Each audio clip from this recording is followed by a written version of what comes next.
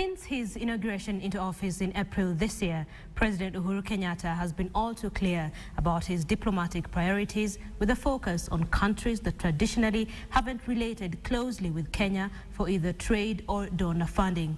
Analysts now point to the fact that the president's new move at cementing relations with the East could be a deliberate strategy at shifting economic partnerships to the East. Bonney Tunya explains.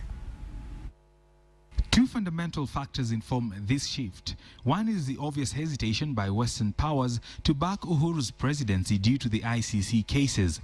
And two is the well-known fact that the global economic center has simply shifted eastwards. Monday, during his maiden tour of China, President Uhuru Kenyatta penned a 425 billion shilling deal with the Chinese government for investment in the modernization of the railway, energy, as well as wildlife protection. The two leaders also pledged to work on the establishment of a yuan clearing house for the Chinese currency in a push to boost the Sino-Kenyan trade.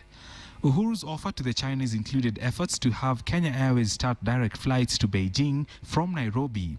The direct flights would benefit Kenyan fresh produce exporters who have been eyeing the populous Asian nation. On his way to the Moscow Games in Russia, President Uhuru Kenyatta met with members of the Russian Chamber of Commerce and Industry, making an appeal to Russian manufacturers and exporters to continue the supply of fertilizer to Kenya in the short term. Now, in the year 2012 alone, Russia accounted for only 0.7% of Kenya's total bilateral trade exchange. China has become Kenya's largest source of foreign direct investment, with a cumulative total of $474 million as of June 2013.